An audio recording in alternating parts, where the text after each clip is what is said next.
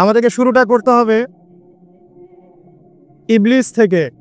আমরা জানি যে ইবলিস আল্লাহ পাকের অনেক ইবাদত করত এবং সে এক পর্যায়ে ফেরেশতাদের সর্দার পর্যন্ত হয়েছে। যখন আদম আলাইহিস সালামকে আল্লাহ পাক সৃষ্টি করলেন, আল্লাহ পাক সমস্ত মালায়েকাকে ডেকে বলেছিলেন যে আদমকে সেজদা কর, ফাসাজাদু ইল্লা ইবলিস।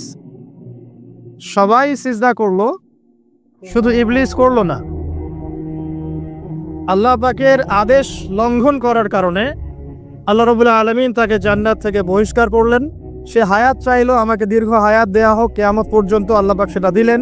কিন্তু দুনিয়া এবং আখিরাতে আল্লাহ রাব্বুল আলামিন ইবলিসকে লানত করলেন, অভিশপ্ত করলেন। ইনশাআল্লাহ তাআলা ইবলিস এবং তার অনুসারীরা চিরস্থায়ী জাহান্নামে জ্বলবে ইনশাআল্লাহ। কিন্তু এখানে লক্ষণীয় বিষয় হচ্ছে ইবলিস কিন্তু নাস্তিক ছিল না। ইবলিসকে বের করে দেওয়ার সময় সে আল্লাহকে বলছিল, রব্বি রব্বি, হে আমার রব, আনজিরনি ইলা ইয়াউমি ইউবাসুন, আমাদের সেই দিন পর্যন্ত অবকাশ দিন যেদিন সবাইকে পুনরুত্থিত করা হবে। মানে কিয়ামত দিবস যে অবধারিত, এই আকীদা ইবলিসের ছিল। ইবলিস আল্লাহকে অস্বীকার করতো না। শুধুমাত্র আল্লাহ রাব্বুল আলামিনের একটা হুকুম পালন না করার কারণে আল্লাহ রাব্বুল আলামিন তাকে অভিশপ্ত করলেন। দুনিয়াতে সে যতদিন থাকবে অভিশপ্ত, জাহান্নামে যখন যাবে চিরস্থায়ী জাহান্নামে সে অভিশপ্ত। আমরা দেখতে পেলাম আল্লাহ পাকের এই যে ক্রোধ, এই যে গজব, তার নাজিল হওয়ার মূল কারণটা কি? অবাধ্যতা, আল্লাহ পাকের অবাধ্যতা। দেখুন আদম আলাইহিস সালামও কিন্তু গাছের ফল খেয়ে ফেলেছিলেন বা গাছের কাছে গিয়েছিলেন, যদিও ফল খাওয়ার কথাটা কিন্তু কোরআনে নেই। কোরআনে আছে তারা গাছের কাছে চলে গিয়েছিলেন। আর আমরা এটাকে অনেক এক্সটেনশন করেছি, গন্ধম ফল ইত্যাদি ইত্যাদি। এটা কি ফল ছিল এটা বড় কথা না, বড় কথা হচ্ছে আল্লাহ পাক বলেছিলেন গাছের কাছে যাবে না। আদম এবং হাওয়া আলাইহিস সালাম তারা চলে গিয়েছিলেন। দেখেন এখানেও কিন্তু আদম এবং হাওয়া আলাইহিস সালাম তারা আল্লাহ পাকের আদেশটা কিন্তু লঙ্ঘন করেছে, ইবলিসও করেছে। কিন্তু ইবলিস চিরস্থায়ী জাহান্নামী হচ্ছে। পক্ষান্তরে আদম আলাইহিস সালাম তওবা করে ফিরে আসছেন। এই তওবা করার কাজটা কিন্তু ইবলিস করে নাই। তাকে যখন জিজ্ঞাসা করা হলো যে তুমি কেন সিজদা করলে না, যাকে আমি আমার দুহাত দিয়ে সৃষ্টি করেছি তাকে কেন সিজদা করলে না, কিসে তোমাকে নিষেধ করলো সিজদা করতে? ইবলিস তখন উল্টা যুক্তি দিয়েছিল যে খালাকতানি মিন নার ওয়া খালাকতাহু মিন তিন, আমাকে সৃষ্টি করেছেন আপনি আগুন দিয়ে আর আদমকে মাটি দিয়ে। ইবলিস নিজের দোষ স্বীকার না করে, তওবা না করে, উল্টা নিজের ভুলটাকে প্রমাণ করতে চাইল যেটাই সঠিক। ইবলিস কিন্তু সীমা লঙ্ঘন করার কারণে চিরস্থায়ী জাহান্নামী হচ্ছে না, বরং তার ভুলের উপরে অটল থাকার কারণে হচ্ছে। এবং এটাকে সাবিত করতে চাচ্ছে সে, আপনি রং, আমি রাইট, আমি আগুনের তৈরি, আমি কেন মাটির তৈরি আদমকে সিজদা করব? এই কারণে আবা ওয়াস্তাকবার, সে উদ্ধত হলো এবং অহংকার প্রদর্শন করলো। এই দুটো কারণে সে মূলত জাহান্নামে যাচ্ছে। পক্ষান্তরে আদম আলাইহিস সালাম তওবা করেছেন, সাথে সাথে ভুল বুঝতে পেরে বলেছেন রব্বানা যালামনা আনফুসানা ওয়া ইল্লাম তাগফির লানা ওয়া তারহামনা লানাকুনান্না মিনাল খাসিরিন। এই দোয়াটা তিনি পড়েছেন, আল্লাহ পাক তখন তাকে মাফ করে দিয়েছেন। আর এই দোয়াটা শিখিয়েও দিয়েছেন আল্লাহ পাক নিজেই। এই দোয়াটা আল্লাহ নিজেই শিখিয়ে দিয়েছেন, তারপরে তিনি এটা পড়েছিলেন। এখানে আপনি পার্থক্য বুঝতে পারছেন। আদম সন্তান ভুল করবে, এটা স্বভাব তার, আদম সন্তান ভুল করবেই। আল্লাহ পাক বলেছেন যে তোমরা যদি পাপ না করতে তাহলে আল্লাহ পাক অন্য কোনো সম্প্রদায়কে নিয়ে আসতো যারা পাপ করে তওবা করতো, আল্লাহ ওদেরকে মাফ করে দিতেন। আল্লাহ পাকের এত দয়া। পক্ষান্তরে ইবলিস কিন্তু এই কাজটা করেনি। এখানে পার্থক্য আমরা বুঝতে পারছি যে আদম সন্তান আদম আলাইহিস সালাম তিনি তওবা করে ফিরে এসেছেন। এখানে আপনি বুঝতে পারছেন আল্লাহর ক্রোধ এবং গজব ইতিহাসের শুরুতে নাজিল হলো, হিস্ট্রির শুরুতেই। যদি আপনি আদম সৃষ্টি থেকে শুরু করে কিয়ামত পর্যন্ত একটা ইতিহাসের বই চিন্তা করেন, তাহলে প্রথম পৃষ্ঠাতেই এই ঘটনা। প্রথম পৃষ্ঠাতেই ইবলিস অবাধ্য হলো, আল্লাহ পাক রাগান্বিত হলেন। তাহলে আল্লাহর ক্রোধ এবং গজব নাজিলের প্রথম কারণ কি? আল্লাহর অবাধ্যতা এবং অহংকার, উদ্ধত আচরণ করা, আল্লাহর আদেশ নিষেধ না মানা। সিম্পল, আল্লাহ পাকের আদেশ নিষেধের পরোয়া না করা, এটা হচ্ছে গজব নাজিলের প্রধান কারণ। আর ক্ষমা প্রাপ্তির প্রধান কারণ কি? তওবা। আদম আলাইহিস সালাম তওবা করেছেন, আল্লাহ পাক মাফ করে দিয়েছেন। এবার সামনে যাই। আদম আলাইহিস সালামের দুই ছেলে হাবিল এবং কাবিল, কে কাকে হত্যা করেছিল? কাবিল হাবিলকে হত্যা করেছে। কাবিল হাবিলকে হত্যা করেছে। সূরা মাইদার মধ্যে ঘটনাটা চমৎকার করে দেয়া আছে। যখন কাবিল হাবিলকে হত্যা করতে চাচ্ছিল, আর এটা কোনো মেয়ে সংক্রান্ত বিষয় ছিল না যেমনটা অনেকে বানিয়েছে, এটা ছিল এই কারণে যে হাবিলের কুরবানি কবুল হচ্ছিল, আর হাবিল কুরবানি করছিল আল্লাহকে সন্তুষ্ট করার জন্য, আর কাবিলের কুরবানি কবুল হচ্ছিল না। তখন কবুল হওয়ার নিদর্শন ছিল যে ওই জবাই করা পশুটাকে আসমান থেকে কোনো আগুন এসে খেয়ে ফেলতো। এটা হচ্ছে কবুলিয়াতের নিদর্শন। এখন এটা নাই। কেন আমার ইবাদত কবুল হচ্ছে না? ওটা হচ্ছে এই হিংসার বশবর্তী হয়ে কাবিল হাবিলকে হত্যা করেছে। আর হাবিল বলছিল যে তুমি যদি আমাকে হত্যা করার জন্য হাত বাড়াও, আমি তোমাকে হত্যা করার জন্য হাত বাড়াবো না। এটা ছিল হাবিলের কথা। কাবিল যখন হত্যা করে ফেললো, এরপর সে তার ভাইয়ের লাশটা নিয়ে বসে আছে। লাশ কিভাবে দাফন করতে হয় এটা তার জানা নাই। আল্লাহ পাক তখন কাককে পাঠালেন। কাক অনেক প্রাচীন প্রাণী, মনে হয় আমাদের চেয়ে আগে হয়তো বা পৃথিবীতে কাক ছিল, হতে পারে, আল্লাহ ভালো জানেন। আল্লাহ পাক কাককে তখন পাঠালেন। সে তার ঠোঁট দিয়ে মাটি খুঁড়ে দেখিয়ে দিল কিভাবে মাটি খুঁড়ে দাফন করতে হয়। সুবহানাল্লাহ। শিক্ষা আমাদের চারপাশে আছে। প্রকৃতি থেকে আল্লাহ পাক শিখতে বলেছেন। পাহাড় থেকে শেখেন কিভাবে দৃঢ়তার সাথে দাঁড়িয়ে থাকতে হয়। মানুষ সমালোচনা করবে, আঘাত করবে, অত্যাচার করবে, এরকম ঢিল আপনার গায়ে লাগবে, ঢিল ভেঙে চূর্ণ বিচূর্ণ হয়ে যাবে, পাহাড় দাঁড়িয়ে থাকবে। সমুদ্রের কাছ থেকে শেখেন বড় মন, আকাশের কাছ থেকে শেখেন, পাখির কাছ থেকে শেখেন। এগুলো কিন্তু কোরআনেই আছে, আমি বানিয়ে বলছি না। আল্লাহ পাক প্রকৃতি থেকে শিখতে বলেছেন এবং সফর করতে বলেছেন। সিরু ফিল আরদ, তোমরা জমিনে সফর করো বেশি বেশি। যুব সমাজকে এখন বলবো যে আপনারা এই ডিভাইসে এডিক্টেড না হয়ে ঘোরেন, দেশটা ঘুরে দেখেন, জেলায় জেলায় ঘোরেন, সফর করেন, ঘোরেন। এতে করে আপনাদের মাইন্ড ফ্রেশ হবে, ডিভাইস এডিকশন কম হবে, আল্লাহ নিদর্শনগুলো দেখবেন, শিখতে পারবেন। আল্লাহ বলেছেন জমিনে ছড়িয়ে পড়ো, বিচরণ করো এবং ভ্রমণ করো, দেখো আল্লাহ পাকের নিদর্শনগুলো দেখো। ফানজুর কাইফা কানা আকিবাতুল মুকাজ্জিবিন, এবং লক্ষ্য করে দেখো যে আল্লাহর বিধানকে অস্বীকারীদের কি পরিণতি হয়েছিল। তো এখানে দেখেন দ্বিতীয় অ্যাক্সিডেন্টটা হচ্ছে কি খুন, ভাই ভাইকে হত্যা করছে। আর এই হাবিল কাবিলের এই সুন্নত কিন্তু এখন পর্যন্ত চলমান আছে। দেখবেন ভাই ভাইয়ের শত্রু এখন, ধর্মীয় ক্ষেত্রেও, পলিটিক্যাল ক্ষেত্রেও, গ্লোবাল ক্ষেত্রেও ভাই ভাইয়ের শত্রু। খ্রিস্টান দুইটা কান্ট্রি লড়াই করছে, দেখবেন দুটাই খ্রিস্টান। মুসলিম দুটা কান্ট্রি লড়াই করছে, দুটাই মুসলিম। মুসলিম দুটা পলিটিক্যাল দল লড়াই করছে, দুটাই মুসলিম। মুসলিম দুইজন ধর্মীয় আলোচক বা ধর্মীয় আলেম একে অপরের বিরুদ্ধে লেগে আছে, সবাই মুসলিম। হাবিল কাবিলের সুন্নত। এখানে আমাদেরকে হতে হবে কি, কাবিল না হাবিল? হাবিল। তুমি যদি আমাকে হত্যা করার জন্য হাত বাড়াও, আমি তোমাকে হত্যা করার জন্য হাত বাড়াবো না। একটা হাদিস বলি আপনাদেরকে। নবী সাল্লাল্লাহু আলাইহি ওয়াসাল্লাম বলেছেন পৃথিবীতে সর্বপ্রথম হত্যাকাণ্ড ঘটিয়েছে কাবিল। এই কারণে পৃথিবীতে কিয়ামত পর্যন্ত যত মানুষ খুন হবে, সমস্ত এই পাপের একটা একটা করে অংশ কাবিলের আমলনামায় যুক্ত হবে। নাউযুবিল্লাহ। এর জানতেন? নবীর সন্তান কাবিল কিন্তু নবীর সন্তান। তো ভাষা, বংশ, রক্ত এগুলো কিন্তু আল্লাহর কাছে হক এবং বাতিলের মানদণ্ড না, তাকওয়া ছাড়া। যাই হোক, সামনে যাই। এখানে আপনি দেখছেন আল্লাহ পাকের এই যে গজব কাবিলের উপরে আসলো, কারণটা কি? সীমা লঙ্ঘন করা, হত্যা। তাহলে বুঝলেন যে হত্যাকাণ্ড বাড়লে আল্লাহ পাকের গজব আসবে, যেটা এখন শেষ জামানায় বাড়ছে। নবী করিম সাল্লাল্লাহু আলাইহি ওয়াসাল্লাম বলেছেন শেষ জামানায় যে ব্যক্তি কাউকে হত্যা করবে সে জানবে না আমি কি জন্য হত্যা করছি, আর যাকে হত্যা করা হবে সেও বুঝবে না যে আমাকে কেন হত্যা করব। এটা কি বুঝতে পারেন? এখন যাকে হত্যা করা হচ্ছে সে জানবে না আমাকে কেন মারা হচ্ছে। আর যে হত্যা করছে সেও আসলে জানে না আমি কি জন্য তাকে মারছি। আর নবী সাল্লাল্লাহু আলাইহি ওয়াসাল্লাম বলেছেন কিয়ামতের অন্যতম বড় সাইন হচ্ছে হারাজ বৃদ্ধি পাবে। হারাজ। সাহাবীরা জিজ্ঞাসা করলেন হারাজ কি ইয়া রাসূলুল্লাহ? তিনি বলেন প্রচুর হত্যাকাণ্ড, প্রচুর হত্যাকাণ্ড। এমনও ইনসিডেন্ট ঘটবে যে সোনার পাহাড়কে নিয়ে মারামারি হবে, যুদ্ধ হবে।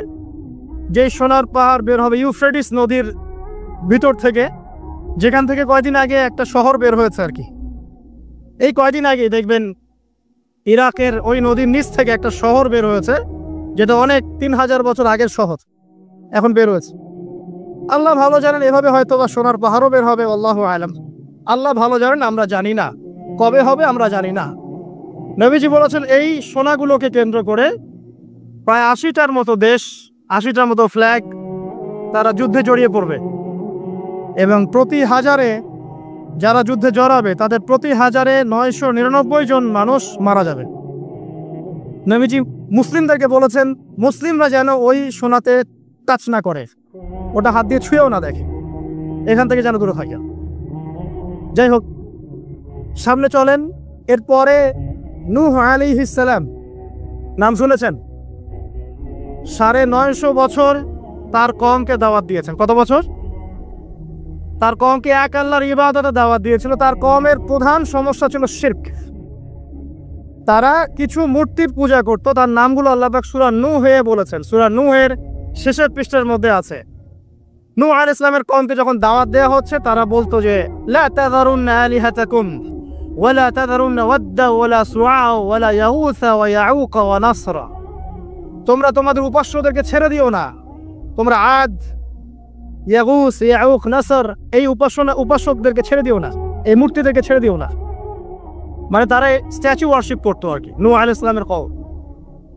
এছাড়া আরো কিছু পাপ ছিল, কিন্তু মূল পাপ ছিল তাদের শিরক, আল্লাহর সাথে শিরক করা। আল্লাহ পাক এই কওমটাকে ধ্বংস করেছেন মহাপ্লাবন দিয়ে।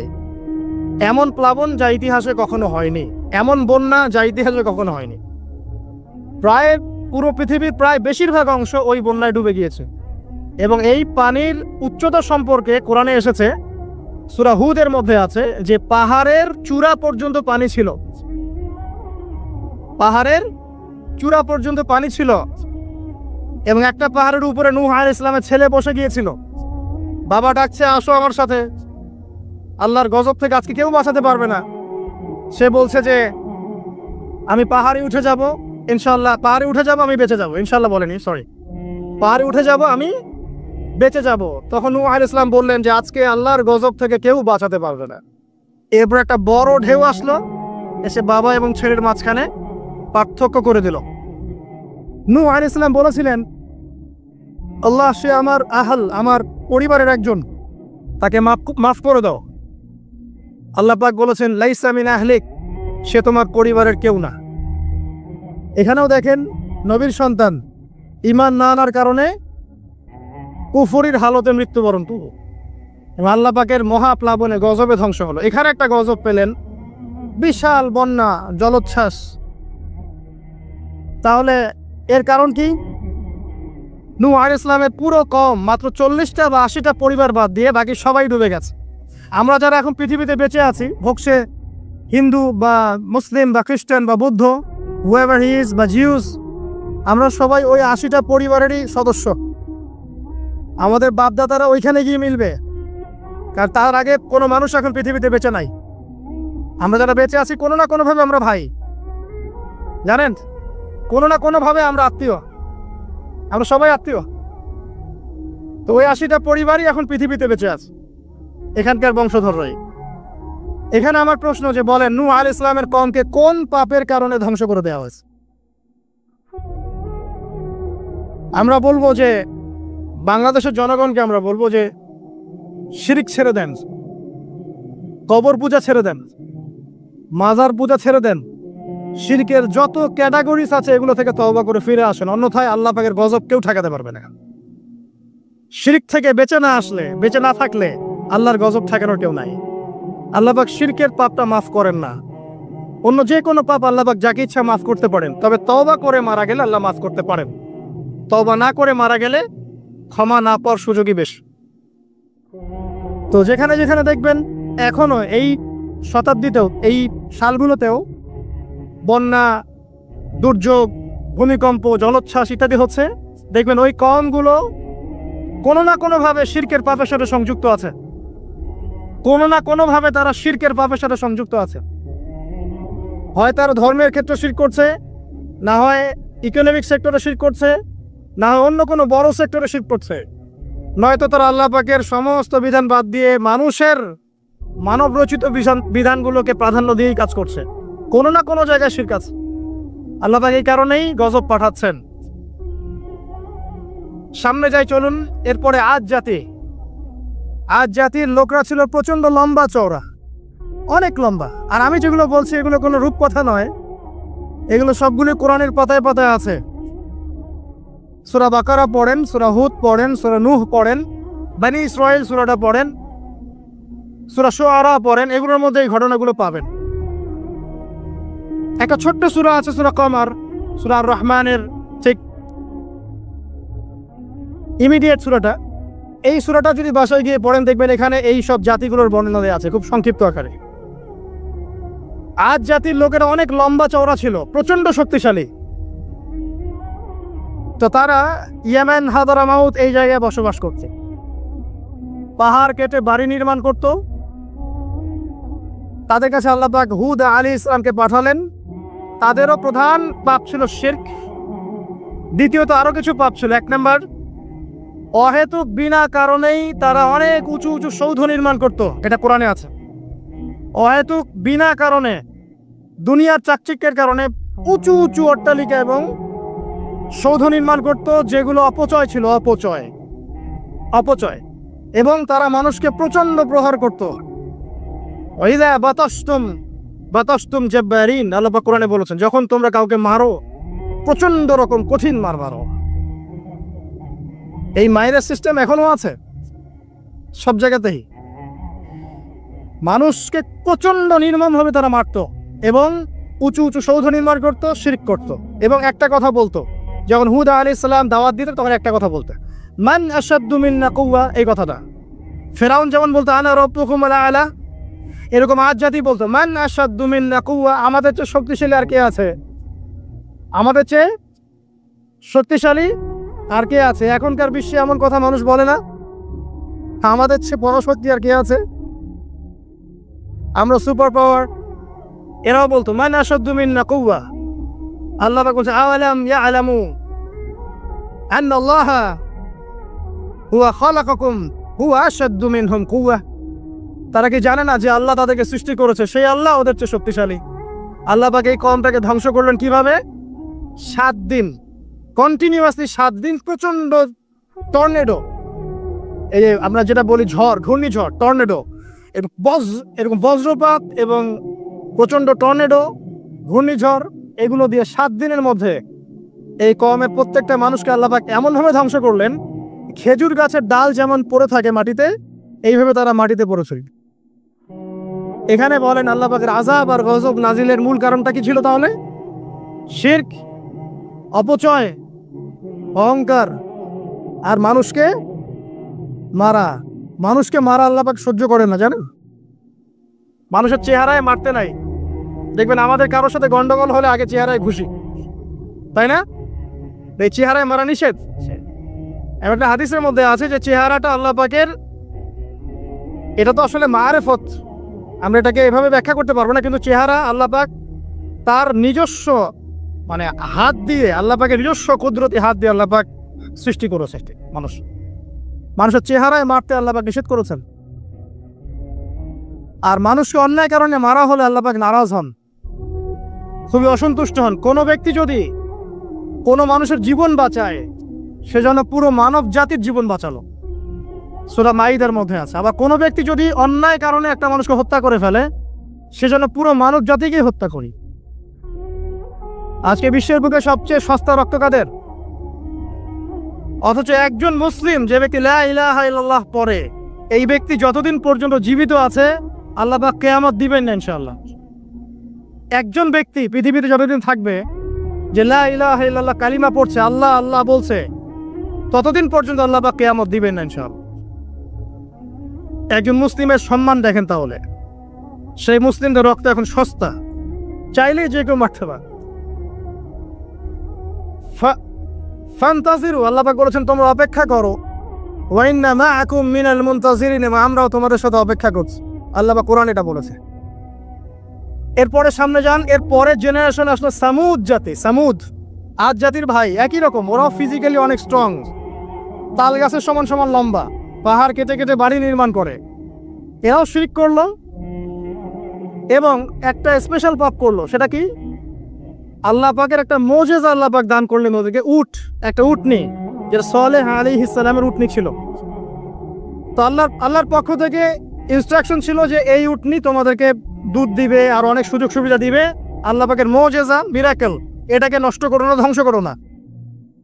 তখন সালেহ আলাইহিস সালামের কওমের কয়েকজন ব্যক্তি এই উটটাকে হত্যা করলো। উটের পা কেটে ফেললো, উটটাকে হত্যা করে ফেললো। আল্লাহ পাকের নিদর্শনকে অস্বীকার করার কারণে আল্লাহ পাক এটাকে ধ্বংস করলেন। কিভাবে? বজ্রপাত, বিজলি দিয়ে। এখন দেখেন না, বজ্রপাতে বহু মানুষ মারা যাচ্ছে। এটা নতুন না, কিন্তু এই বজ্রপাতে সামুদ জাতিকে আল্লাহ পাক ধ্বংস করেছে। তাহলে এই বজ্রপাত কি প্রাকৃতিক দুর্যোগ না আল্লাহর গজব?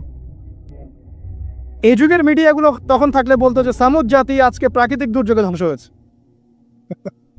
এবং নূহ আলাইহিস সালামের কওম প্রাকৃতিক একটা বড় বন্যায় ধ্বংস হয়েছে, এবং আদ জাতি ধ্বংস হয়েছে প্রাকৃতিক ঝড়ে। তারা কখনোই বলতো না আল্লাহর পক্ষ থেকে ঝড় এসেছে, আল্লাহর পক্ষ থেকে বজ্রপাত এসেছে, আল্লাহর পক্ষ থেকে প্লাবন এসেছে। বিকজ সবকিছু হয় প্রকৃতি থেকে, এখানে আল্লাহ বলতে কিছু নাই। তো প্রকৃতিকে, তার সংজ্ঞা কি, প্রকৃতিকে নিয়ন্ত্রণ করে, এর কত প্রকার কি, এগুলোও শিখান আমাদেরকে।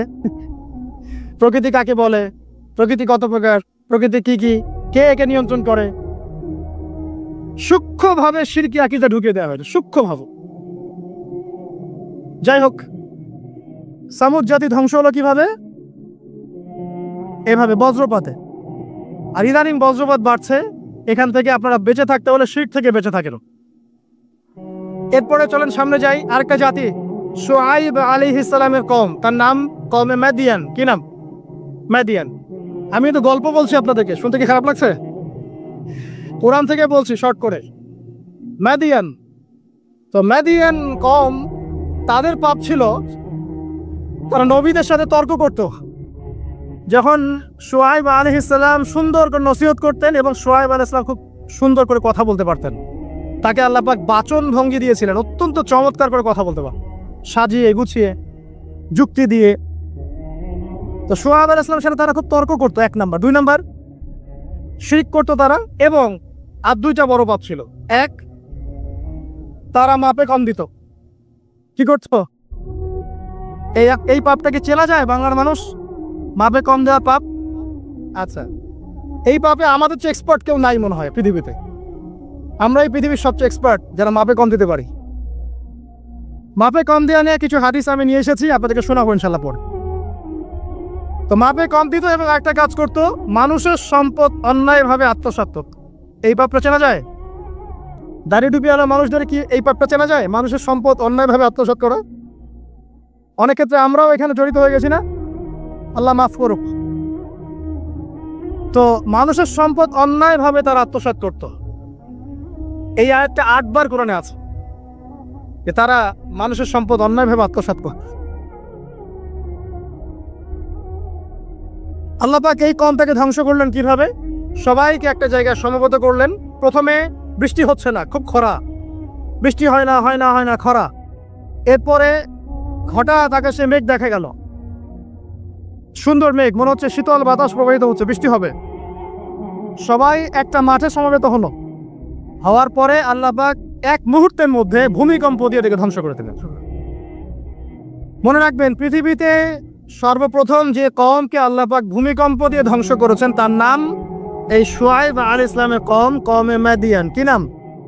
কওমে মাদিয়ান। অতএব আপনারাও মাপে কম দিতে থাকেন, আর মানুষের সম্পদ অন্যায়ভাবে আত্মসাৎ করতে থাকেন, আর ভূমিকম্পের অপেক্ষা করতে থাকেন। যদি ভূমিকম্প নাজিল হয় আল্লাহর পক্ষ থেকে, তাহলে মনে রাখবেন এর পিছনে 2টা পাপ দায়ী মূলত। 1, পাপে কম দেওয়া, আর 2, মানুষের সম্পদ অন্যায়ভাবে আত্মসাৎ করা। এরপরে সামনে যান, লুত, কওমে লুত আলাইহিস সালামের কওম, এটা পৃথিবীর সবচেয়ে অ্যামেজিং কওম, বিস্ময়কর। মানে এই এমন এক পাপ করেছে যে পাপ বিশ্বের কোনো মানুষ করে না। তবে উম্মতে মুহাম্মাদের কিছু মানুষ এই পাপ করছে। আবার বলছি, লুত আলাইহিস সালাম এর কওম এমন পাপ করেছিল যেই পাপ এই বিশ্বে, মহাবিশ্বে কেউ কখনো করে নাই। কিন্তু উম্মতে মুহাম্মাদের কিছু মানুষ এই পাপ করছে এবং করবে, এটা আমাদের নবীজি ভবিষ্যৎবাণী করে গেছে। আমাদেরকে শুরুটা করতে হবে ইবলিস থেকে।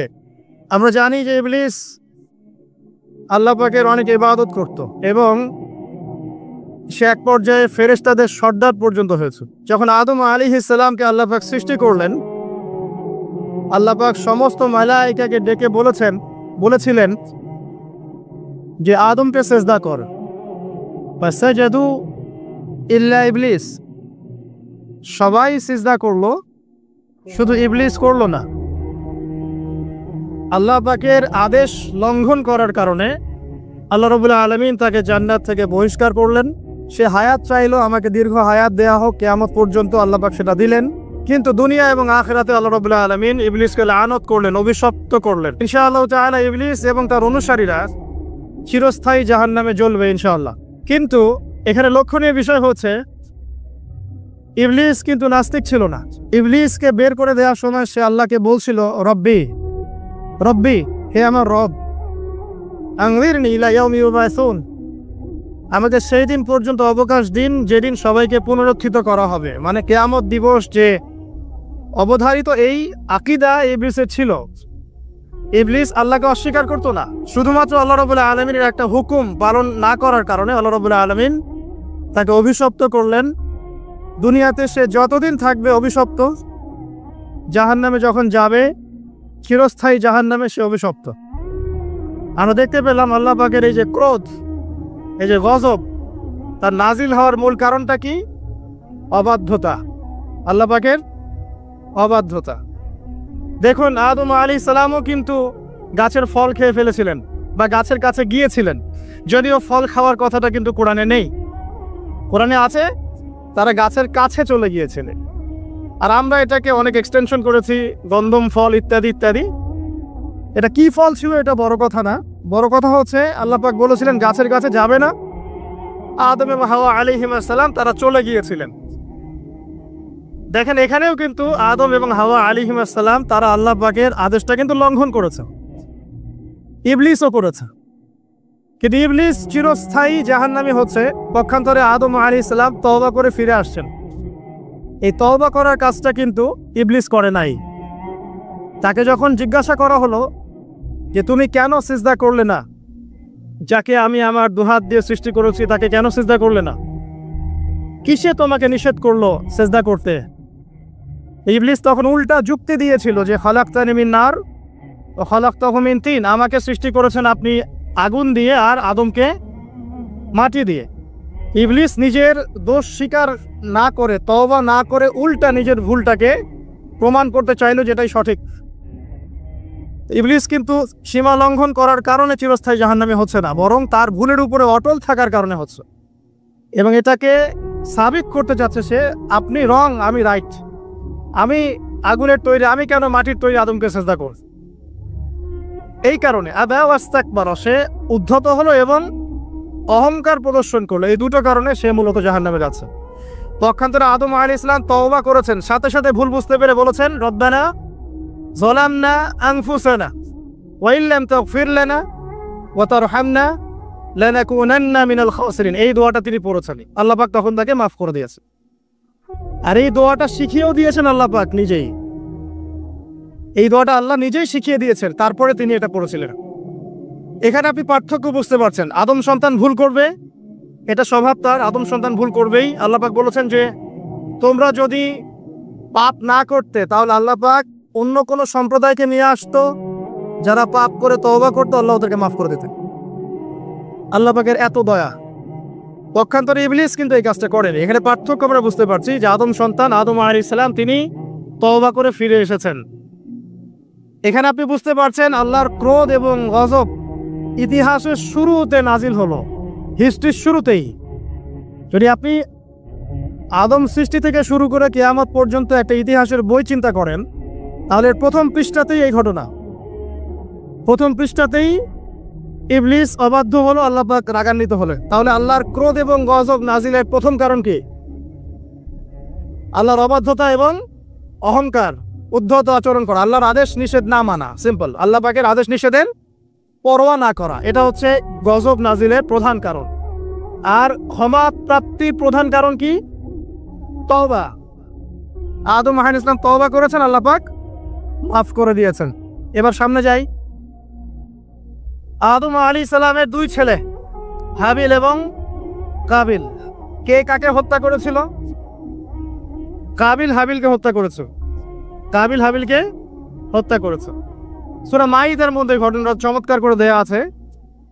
যখন কাবিল হাবিলকে হত্যা করতে চাচ্ছিল, আর এটা কোনো মেয়ে সংক্রান্ত বিষয় ছিল না যেমনটা অনেকে বানিয়েছে, এটা ছিল এই কারণে যে হাবিলের কুরবানি কবুল হচ্ছিল, আর হাবিল কুরবানি করছিল আল্লাহকে সন্তুষ্ট করার জন্য, আর কাবিলের কুরবানি কবুল হচ্ছিল না। তখন কবুল হওয়ার নিদর্শন ছিল যে ওই জবাই করা পশুটাকে আসমান থেকে কোনো আগুন এসে খেয়ে ফেলতো। এটা হচ্ছে কবুলিয়াতের নিদর্শন। এখন এটা নাই। কেন আমার ইবাদত কবুল হচ্ছে না? ওটা হচ্ছে এই হিংসার বশবর্তী হয়ে কাবিল হাবিলকে হত্যা করেছে। আর হাবিল বলছিল যে তুমি যদি আমাকে হত্যা করার জন্য হাত বাড়াও, আমি তোমাকে হত্যা করার জন্য হাত বাড়াবো না। এটা ছিল হাবিলের কথা। কাবিল যখন হত্যা করে ফেললো, এরপর সে তার ভাইয়ের লাশটা নিয়ে বসে আছে। লাশ কিভাবে দাফন করতে হয় এটা তার জানা নাই। আল্লাহ পাক তখন কাককে পাঠালেন। কাক অনেক প্রাচীন প্রাণী, মনে হয় আমাদের চেয়ে আগে হয়তো বা পৃথিবীতে কাক ছিল, হতে পারে, আল্লাহ ভালো জানেন। আল্লাহ পাক কাককে তখন পাঠালেন।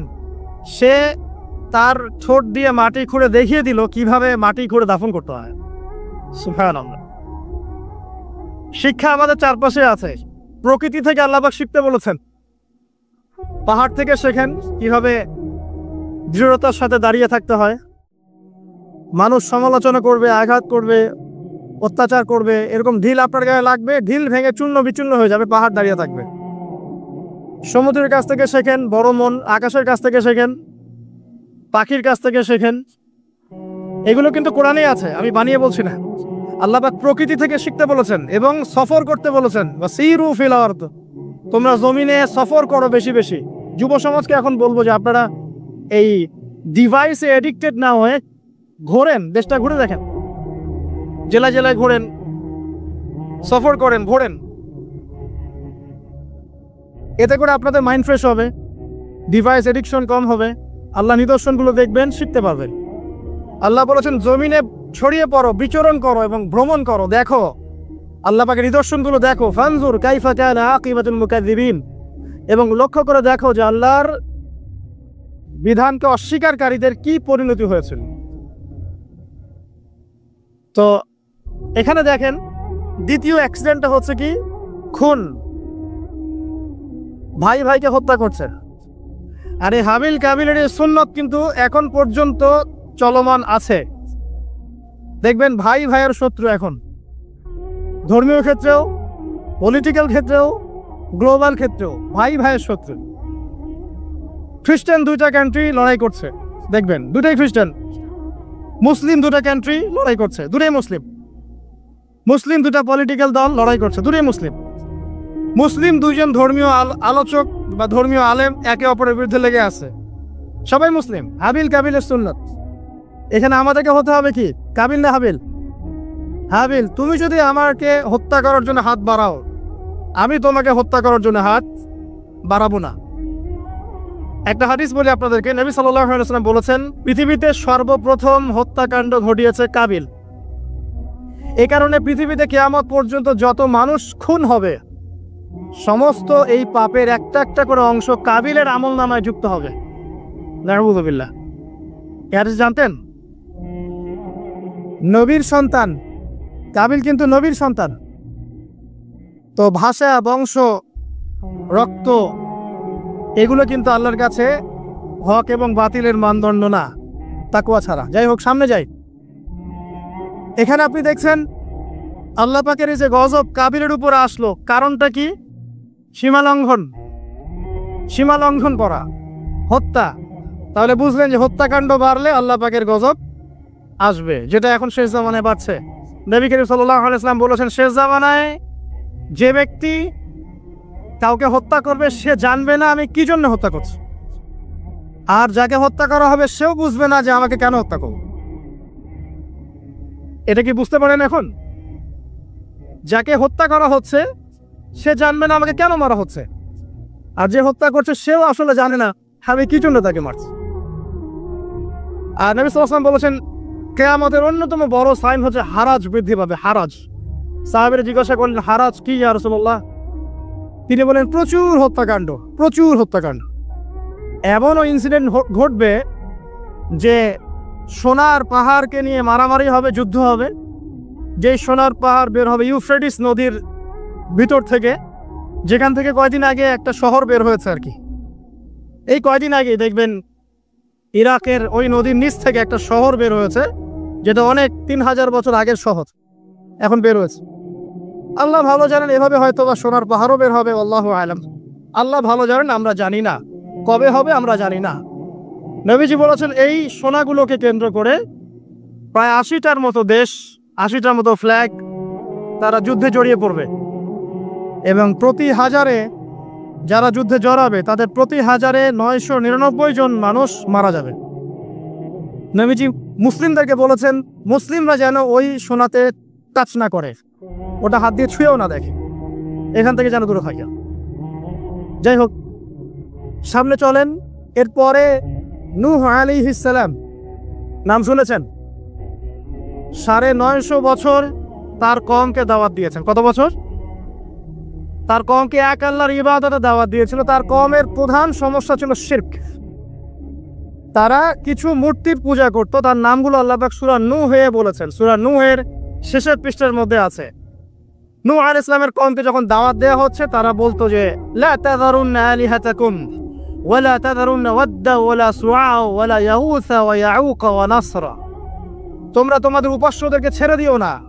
তোমরা আদ, ইয়াগুস, ইয়াউক, নাসর এই উপাসকদেরকে ছেড়ে দিও না, এই মূর্তিদেরকে ছেড়ে দিও না। মানে তারা স্ট্যাচু ওয়ার্শিপ করতো আর কি, নূহ আলাইহিস সালামের কওম। এছাড়া আরো কিছু পাপ ছিল, কিন্তু মূল পাপ ছিল তাদের শিরক, আল্লাহর সাথে শিরক করা।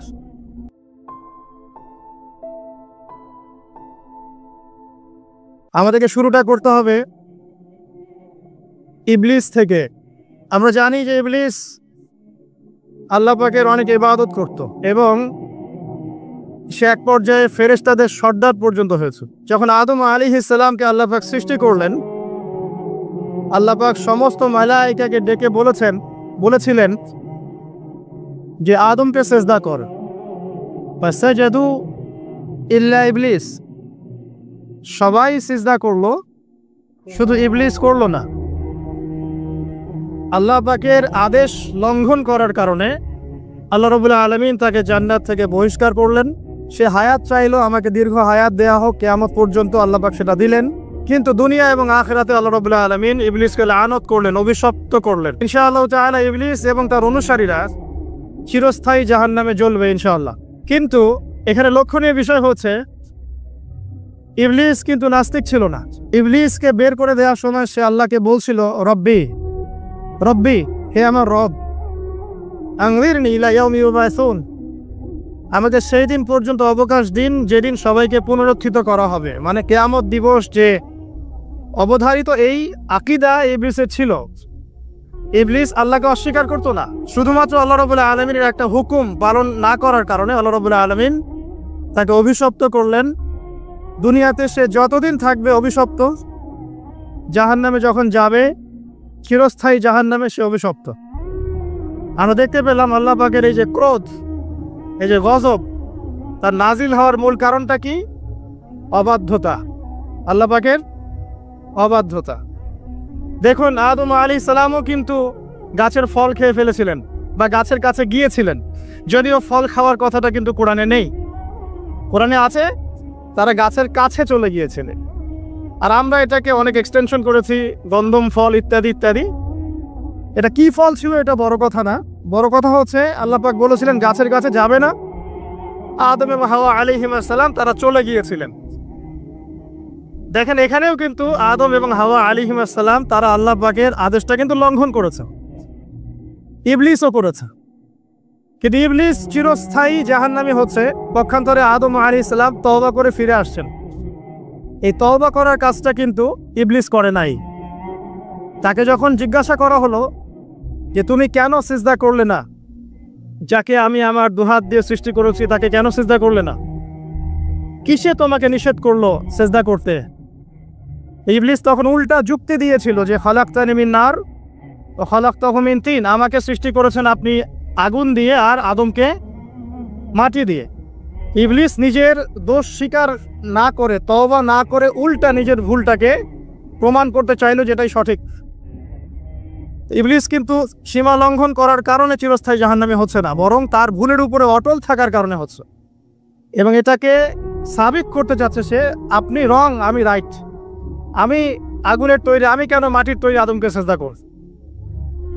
এই কারণে আবা ওয়াস্তাকবার, সে উদ্ধত হলো এবং অহংকার প্রদর্শন করলো। এই দুটো কারণে সে মূলত জাহান্নামে যাচ্ছে।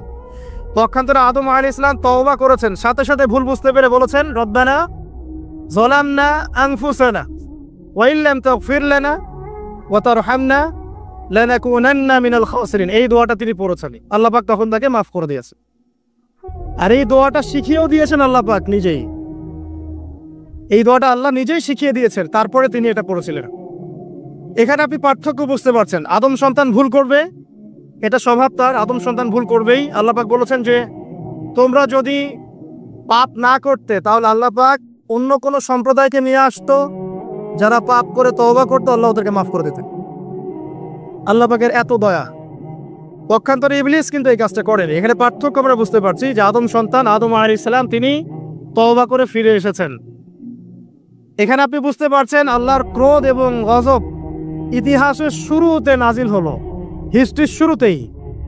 যদি আপনি আদম সৃষ্টি থেকে শুরু করে কিয়ামত পর্যন্ত একটা ইতিহাসের বই চিন্তা করেন, তাহলে প্রথম পৃষ্ঠাতেই এই ঘটনা। প্রথম পৃষ্ঠাতেই ইবলিস অবাধ্য হলো, আল্লাহ পাক রাগান্বিত হলেন। তাহলে আল্লাহর ক্রোধ এবং গজব নাজিলের প্রথম কারণ কি? আল্লাহর অবাধ্যতা এবং অহংকার, উদ্ধত আচরণ করা, আল্লাহর আদেশ নিষেধ না মানা। সিম্পল, আল্লাহ পাকের আদেশ নিষেধের পরোয়া না করা, এটা হচ্ছে গজব নাজিলের প্রধান কারণ। আর ক্ষমা প্রাপ্তির প্রধান কারণ কি? তওবা। আদম আলাইহিস সালাম তওবা করেছেন, আল্লাহ পাক মাফ করে দিয়েছেন। এবার সামনে যাই। আদম আলাইহিস সালামের দুই ছেলে হাবিল এবং কাবিল, কে কাকে হত্যা করেছিল? কাবিল হাবিলকে হত্যা করেছে। কাবিল হাবিলকে হত্যা করেছে। সূরা মাইদার মধ্যে ঘটনাটা চমৎকার করে দেয়া আছে। যখন কাবিল হাবিলকে হত্যা করতে চাচ্ছিল, আর এটা কোনো মেয়ে সংক্রান্ত বিষয় ছিল না যেমনটা অনেকে বানিয়েছে, এটা ছিল এই কারণে যে হাবিলের কুরবানি কবুল হচ্ছিল, আর হাবিল কুরবানি করছিল আল্লাহকে সন্তুষ্ট করার জন্য, আর কাবিলের কুরবানি কবুল হচ্ছিল না। তখন কবুল হওয়ার নিদর্শন ছিল যে ওই জবাই করা পশুটাকে আসমান থেকে কোনো আগুন এসে খেয়ে ফেলতো। এটা হচ্ছে কবুলিয়াতের নিদর্শন। এখন এটা নাই। কেন আমার ইবাদত কবুল হচ্ছে না? ওটা হচ্ছে এই হিংসার বশবর্তী হয়ে কাবিল হাবিলকে হত্যা করেছে। আর হাবিল বলছিল যে তুমি যদি আমাকে হত্যা করার জন্য হাত বাড়াও, আমি তোমাকে হত্যা করার জন্য হাত বাড়াবো না। এটা ছিল হাবিলের কথা। কাবিল যখন হত্যা করে ফেললো, এরপর সে তার ভাইয়ের লাশটা নিয়ে বসে আছে। লাশ কিভাবে দাফন করতে হয় এটা তার জানা নাই। আল্লাহ পাক তখন কাককে পাঠালেন। কাক অনেক প্রাচীন প্রাণী, মনে হয় আমাদের চেয়ে আগে হয়তো বা পৃথিবীতে কাক ছিল, হতে পারে, আল্লাহ ভালো জানেন। আল্লাহ পাক কাককে তখন পাঠালেন। সে তার ঠোঁট দিয়ে মাটি খুঁড়ে দেখিয়ে দিল কিভাবে মাটি খুঁড়ে দাফন করতে হয়। সুবহানাল্লাহ। শিক্ষা আমাদের চারপাশে আছে। প্রকৃতি থেকে আল্লাহ পাক শিখতে বলেছেন। পাহাড় থেকে শেখেন কিভাবে দৃঢ়তার সাথে দাঁড়িয়ে থাকতে হয়। মানুষ সমালোচনা করবে, আঘাত করবে, অত্যাচার করবে, এরকম ঢিল আপনার গায়ে লাগবে, ঢিল ভেঙে চূর্ণ বিচূর্ণ হয়ে যাবে, পাহাড় দাঁড়িয়ে থাকবে। সমুদ্রের কাছ থেকে শেখেন বড় মন, আকাশের কাছ থেকে শেখেন, পাখির কাছ থেকে শেখেন। এগুলো কিন্তু কোরআনেই আছে, আমি বানিয়ে বলছি না। আল্লাহ পাক প্রকৃতি থেকে শিখতে বলেছেন এবং সফর করতে বলেছেন, ওয়াসিরু ফিল আরদ, তোমরা জমিনে সফর করো বেশি বেশি। যুব সমাজকে এখন বলবো যে আপনারা এই ডিভাইসে এডিক্টেড না হয়ে ঘোরেন, দেশটা ঘুরে দেখেন, জেলা জেলায় ঘোরেন, সফর করেন, ঘোরেন। এতে করে আপনাদের মাইন্ড ফ্রেশ হবে, ডিভাইস এডিকশন কম হবে, আল্লাহ নিদর্শনগুলো দেখবেন, শিখতে পারবেন। আল্লাহ বলেছেন জমিনে ছড়িয়ে পড়ো, বিচরণ করো এবং ভ্রমণ করো, দেখো আল্লাহ পাকের নিদর্শনগুলো দেখো। ফানজুর কাইফা কানা আকিবাতুল মুকাজ্জিবিন, এবং লক্ষ্য করে দেখো যে আল্লাহর বিধানকে অস্বীকারীদের কি পরিণতি হয়েছিল। তো এখানে দেখেন দ্বিতীয় অ্যাক্সিডেন্টটা হচ্ছে কি, খুন, ভাই ভাইকে হত্যা করছে। আর এই হাবিল কাবিলের এই সুন্নত কিন্তু এখন পর্যন্ত চলমান আছে। দেখবেন ভাই ভাইয়ের শত্রু এখন, ধর্মীয় ক্ষেত্রেও, পলিটিক্যাল ক্ষেত্রেও, গ্লোবাল ক্ষেত্রেও ভাই ভাইয়ের শত্রু। খ্রিস্টান দুইটা কান্ট্রি লড়াই করছে, দেখবেন দুটাই খ্রিস্টান। মুসলিম দুটা কান্ট্রি লড়াই করছে, দুটাই মুসলিম। মুসলিম দুটা পলিটিক্যাল দল লড়াই করছে, দুটাই মুসলিম। মুসলিম দুইজন ধর্মীয় আলোচক বা ধর্মীয় আলেম একে অপরের বিরুদ্ধে লেগে আছে, সবাই মুসলিম। হাবিল কাবিলের সুন্নত। এখানে আমাদেরকে হতে হবে কি, কাবিল না হাবিল? হাবিল। তুমি যদি আমাকে হত্যা করার জন্য হাত বাড়াও, আমি তোমাকে হত্যা করার জন্য হাত বাড়াবো না। একটা হাদিস বলি আপনাদেরকে, নবী সাল্লাল্লাহু আলাইহি ওয়াসাল্লাম বলেছেন পৃথিবীতে সর্বপ্রথম হত্যাকাণ্ড ঘটিয়েছে কাবিল। এই কারণে পৃথিবীতে কিয়ামত পর্যন্ত যত মানুষ খুন হবে সমস্ত এই পাপের একটা একটা করে অংশ কাবিলের আমলনামায় যুক্ত হবে। নাউযুবিল্লাহ। এর জানতেন নবীর সন্তান কাবিল কিন্তু নবীর সন্তান। তো ভাষা, বংশ, রক্ত এগুলো কিন্তু আল্লাহর কাছে হক এবং বাতিলের মানদণ্ড না, তাকওয়া ছাড়া। যাই হোক, সামনে যাই। এখানে আপনি দেখছেন আল্লাহ পাকের এই যে গজব কাবিলের উপরে আসলো, কারণটা কি? সীমালঙ্ঘন, সীমালঙ্ঘন করা, হত্যা। তাহলে বুঝলেন যে হত্যাকাণ্ড বাড়লে আল্লাহ পাকের গজব আসবে, যেটা এখন শেষ জামানায় বাড়ছে। নবী করিম সাল্লাল্লাহু আলাইহি ওয়াসাল্লাম বলেছেন শেষ জামানায় যে ব্যক্তি কাউকে হত্যা করবে সে জানবে না আমি কি জন্য হত্যা করছি, আর যাকে হত্যা করা হবে সেও বুঝবে না যে আমাকে কেন হত্যা করব। এটা কি বুঝতে পারেন? এখন যাকে হত্যা করা হচ্ছে সে জানবে না আমাকে কেন মারা হচ্ছে, আর যে হত্যা করছে সেও আসলে জানে না আমি কি জন্য তাকে মারছি। আর নবী সাল্লাল্লাহু আলাইহি ওয়াসাল্লাম বলেছেন কিয়ামতের অন্যতম বড় সাইন হচ্ছে হারাজ বৃদ্ধি পাবে। হারাজ। সাহাবীরা জিজ্ঞাসা করলেন হারাজ কি ইয়া রাসূলুল্লাহ? তিনি বলেন প্রচুর হত্যাকাণ্ড, প্রচুর হত্যাকাণ্ড। এমনও ইনসিডেন্ট ঘটবে যে সোনার পাহাড়কে নিয়ে মারামারি হবে, যুদ্ধ হবে। যেই সোনার পাহাড় বের হবে ইউফ্রেটিস নদীর ভিতর থেকে, যেখান থেকে কয়দিন আগে একটা শহর বের হয়েছে আর কি। এই কয়দিন আগে দেখবেন ইরাকের ওই নদীর নিচ থেকে একটা শহর বের হয়েছে, যেটা অনেক 3000 বছর আগের শহর এখন বের হয়েছে। আল্লাহ ভালো জানেন, এভাবে হয়তো বা সোনার পাহাড়ও বের হবে, আল্লাহু আলাম। আল্লাহ ভালো জানেন, আমরা জানি না কবে হবে, আমরা জানি না। নবীজি বলেছেন এই সোনাগুলোকে কেন্দ্র করে প্রায় 80টার মতো দেশ, 80টার মতো ফ্ল্যাগ তারা যুদ্ধে জড়িয়ে পড়বে, এবং প্রতি হাজারে যারা যুদ্ধে জড়াবে তাদের প্রতি হাজারে 999 জন মানুষ মারা যাবে। নবীজি মুসলিমদেরকে বলেছেন মুসলিমরা যেন ওই সোনাতে টাচ না করে, ওটা হাত দিয়ে ছুঁয়েও না দেখে, এখান থেকে যেন দূরে থাকে। যাই হোক, সামনে চলেন। এরপরে নূহ আলাইহিস সালাম, নাম শুনেছেন? 950 বছর তার কওমকে দাওয়াত দিয়েছেন। কত বছর? তার কওমকে এক আল্লাহর ইবাদতে দাওয়াত দিয়েছিল। তার কওমের প্রধান সমস্যা ছিল শিরক। তারা কিছু মূর্তির পূজা করত। তার নামগুলো আল্লাহ পাক সূরা নূহে বলেছেন। সূরা নূহের শেষের পৃষ্ঠার মধ্যে আছে।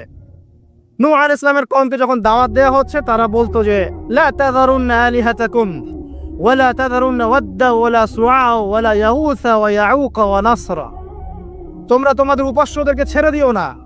তোমরা আদ, ইয়াগুস, ইয়াউক, নাসর এই উপাসকদেরকে ছেড়ে দিও না, এই মূর্তিদেরকে ছেড়ে দিও না। মানে তারা স্ট্যাচু ওয়ার্শিপ করতো আর কি, নূহ আলাইহিস সালামের কওম। এছাড়া আরো কিছু পাপ ছিল, কিন্তু মূল পাপ ছিল তাদের শিরক, আল্লাহর সাথে শিরক করা। আল্লাহ পাক এই কওমটাকে ধ্বংস করেছেন মহাপ্লাবন দিয়ে। এমন প্লাবন যা ইতিহাসে কখনো হয়নি, এমন বন্যা যা ইতিহাসে কখনো হয়নি। প্রায় পুরো পৃথিবীর প্রায় বেশিরভাগ অংশ ওই বন্যায় ডুবে গিয়েছে। এবং এই পানির উচ্চতা সম্পর্কে কোরআনে এসেছে, সূরা হুদের মধ্যে আছে যে পাহাড়ের চূড়া পর্যন্ত পানি ছিল।